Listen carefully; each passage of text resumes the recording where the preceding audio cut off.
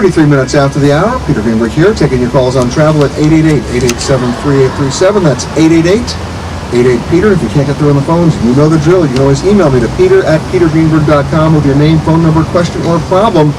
We'll solve it right here on the air. My next guest has come appropriately dressed to this show. He's got his beach shirt on because he's the Honorable Mayor of Huntington Beach, and his name is Keith Bohr. Hey, Mayor. Welcome to Huntington Beach. Now, you dress like this every day? Pretty much, if I can. I try to avoid the tie at all costs. Never the tie? Almost never. Yeah. When was the last time you were in the water? Last time I was in the water was last week. Wearing a wetsuit or not? No, I was cleaning my boat. Oh, stop. Okay. What brought you to Huntington Beach? Job, working for the city of Huntington Beach. First job out of grad school. And what's kept me is you're looking at this weather. I grew up in Illinois. We don't have the snow, the ice, the humidity, the bugs. In Illinois, you have two seasons, winter and construction. True, absolutely true. And you came out for the sun and the sand. Sun and the sand and the surf and the no bugs. It's just awesome. Did you learn to surf? No, I always thought that I had to be able to answer that. Hold it. You are the mayor of Huntington Beach and you don't surf? I don't surf. I want to be able to answer that question accordingly, and I never got to it, but... You remember the famous line from Apocalypse Now? The Robert Duvall line? Charlie don't surf. Now that you say it, I do. Now, of course, how could you... right. So my wife and I just had our first baby, so to make up for it a little bit, we named him Duke. So, I think there's great hope for the next generation of surfers. And when he gets a little older, he's going to... He will. I still plan on getting lessons next summer myself so I can teach him. So, we haven't given up hope.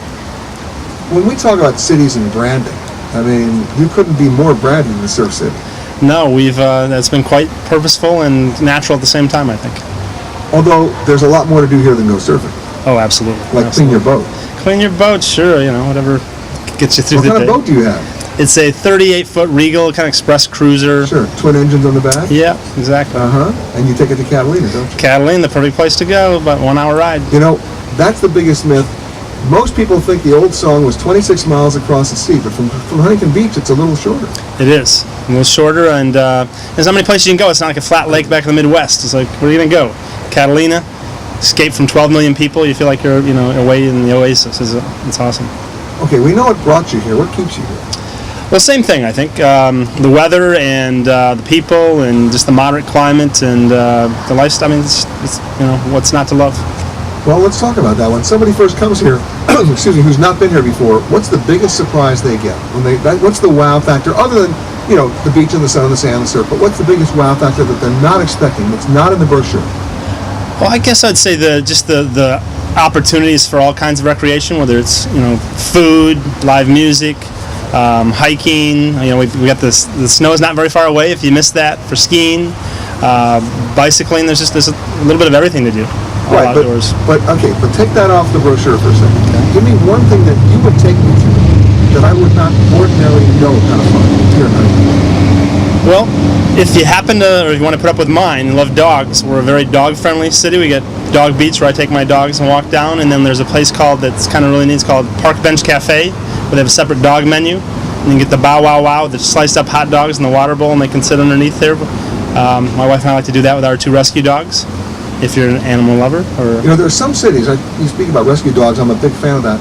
There are some cities, Aspen, Colorado is one of them, that when you come to the city, the animal shelter there will loan you a dog for the day. Oh, I haven't heard of that. That's a neat idea. The whole idea behind that is because by the end of the day, you're taking that dog. That is smart. That is love at first sight. Aspen, all right. You got to do it here. I might steal that idea. Why not? Right. Don't tell anybody else. No, nobody's listening to the show. Okay, perfect. You say you're dog friendly. Are there certain rules here that you'll never find anywhere else? Well, coincidentally, we're on the agenda tonight. There's a county health rule about you can't have your dog within 20 feet of preparation of food.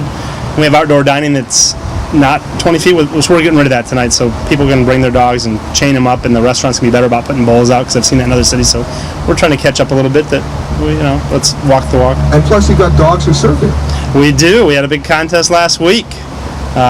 There's no end to what dogs can do. The mayor can't, but the dogs can. What does that say about the mayor? The mayor's got to catch up, him and his canine friends. Charlie don't surf. Charlie don't surf. I'm going to rent that tomorrow. You better. It's been a while. Love the smell of napalm in the morning. Okay, we'll get rid of that. Other than the Bow Wow Cafe, other than that aspect of it, being dog friendly, What's the other big surprise here? Because, you get up in the morning, you see guys already in the water by 5:30. You see everybody showing up with their old VWs with the boards on the back. Okay, that you're expecting. Sure. What are you not expecting? Well, I think you don't have to be a surfer, right? Enjoy the climate. So you want to bicycle down the path or walk down the path, or within Bolsa Chica, where you can see all the nature and wildlife and birds and the restored wetlands. There are about 1,200 acres back there. There's all kinds of opportunities for non-surfers to enjoy the moderate climate. And then, preparing for the show, I was like, what are the favorite restaurants I'd recommend? Are you get into that? Does that fall in this answer that I can tell you a couple of the spots I would recommend or take you to eat? Or Well, give me the weirdest one. the weirdest one. Well, there's a new hotel. Sorry, guys. There's a new hotel that's got a restaurant called Zimzala that has the weirdest dessert that will not sound tasty to you, but I would bet you'll love. It's called chocolate ganache down at Zimzala at the Shorebreak Hotel. It's sourdough bread that's kind of hard and fried with sea salt and a big glob of chocolate. And it's delicious. Well, here's the good news. If you don't like it based on what you're going to do at the city council, you can give it to your dog because it'll be sitting right next to you. Perfect. My dogs would they'd eat it up, no doubt about it. Not a bad deal. Mayor Keith Bohr, thank you for joining us. My pleasure, Peter. Thanks for coming down And in be sure to town. let us know when you're surfing, will you? I'll send you some photo shots, headshots. Yeah, right, liar.